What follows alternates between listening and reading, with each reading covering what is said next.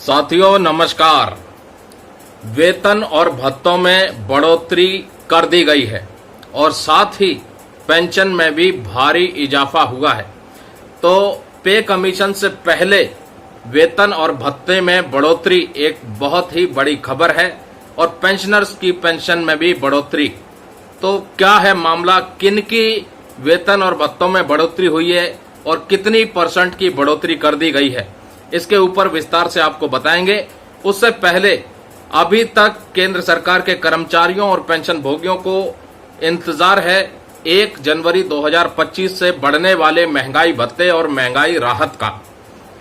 दोस्तों, पिछली बार 3% की बढ़ोतरी की गई थी, जिसके बाद डीए और डीआर 53% की दरों से सैलरी और पेंशन के साथ भुगतान किया जाने लगा। आंकड़ों के हिसाब से जो कैलकुलेशन निकल के आई है वो 2 और 3 के बीच में है।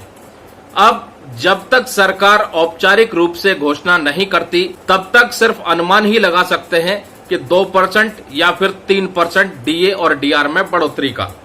बहरहाल अब बात कर लेते हैं, अप्रैल का महीना आने वाला है और डीए चाहे 2% बढ़े या 3% बढ़े, भुगतान अप्रैल के माह में होगा। जनवरी से जो भी एरियर बनेगा उसका भी भुगतान कर दिया जाएगा। लेकिन अप्रैल के माह में एक और बड़ी डेवलपमेंट देखने को मिल रही है और वो है जो संभावना व्यक्त की जा रही है 8वें वेतन आयोग के गठन की। उसके ऊपर भी तस्वीर साफ हो सकती है कि क्या वाकई में अप्रैल 2025 में 8वां वेतन आयोग गठित कर दिया जाएगा या नहीं। केंद्र सरकार के कर्मचारियों के लिए हर 10 साल के बाद पे कमीशन के माध्यम से सैलरी और पेंशन का रिवीजन किया जाता है, तमाम भत्तों का भी रिवीजन किया जाता है। इस बार का जो रिवीजन होना है वो 1 जनवरी 2026 से होना है और उसके लिए जो सरकार ने मंजूरी दी है 8वें वेतन आयोग के गठन की, वो मंजूरी के अलावा 8वां वेतन आयोग गठित होना भी बाकी है, ताकि पे कमीशन अपनी सिफारिशों को तैयार करके सरकार को सौंप सके। और कहीं न कहीं देखा जाए तो 8वां वेतन आयोग ऑलरेडी देरी में चल रहा है 7th पे कमीशन के मुकाबले। मात्र कुछ ही महीने रह गए हैं अगले सैलरी और पेंशन रिवीजन का जो टाइमलाइन है उसके लिए। दोस्तों, इसके अलावा अब बात कर लेते हैं किनके वेतन और भत्तों में बढ़ोतरी की गई है, किन की पेंशन में बढ़ोतरी की गई है। पूरी खबर को चलिए विस्तार से समझते हैं मीडिया रिपोर्ट्स के हवाले से। दोस्तों, केंद्र सरकार ने सांसदों के वेतन और भत्तों में बड़ी बढ़ोतरी की है। इसके साथ ही पूर्व सांसदों के पेंशन में भी इजाफा किया है। बड़ी बात यह है कि यह बढ़ोतरी 1 अप्रैल 2023 से ही प्रभावी होगी। अब सांसदों को हर महीने 1,24,000 रुपए मिलेंगे, जो पहले 1 लाख रुपए थी, यानी कि 24% का सीधा इजाफा उनके सैलरी में कर दिया गया है। इसके अलावा सांसदों का दैनिक भत्ता भी बढ़ाकर अब 2,000 से 2,500 कर दिया गया है।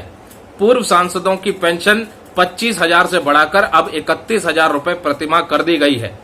यह बढ़ोतरी संसद सदस्यों के वेतन भत्ते और पेंशन अधिनियम 1954 द्वारा प्रदत्त शक्तियों के तहत किया गया है। यह आयकर अधिनियम 1961 में उल्लिखित लागत मुद्रास्फीति सूचकांक पर आधारित है। सरकार ने वेतन बढ़ोतरी से जुड़ी अधिसूचना जारी कर दी गई।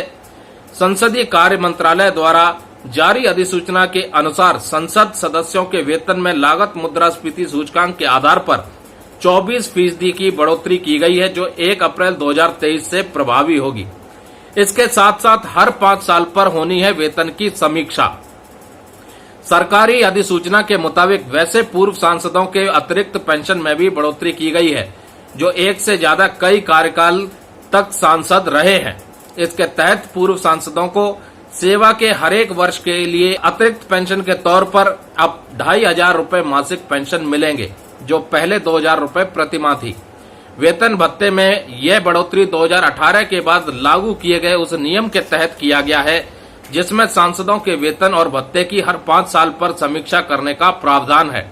यह समीक्षा महंगाई दर पर आधारित है। अब केंद्र सरकार के कर्मचारियों और पेंशन भोगियों को इंतजार है कि जल्द से जल्द 8वें वेतन आयोग का गठन हो और उनकी भी सैलरी और पेंशन में इजाफा हो।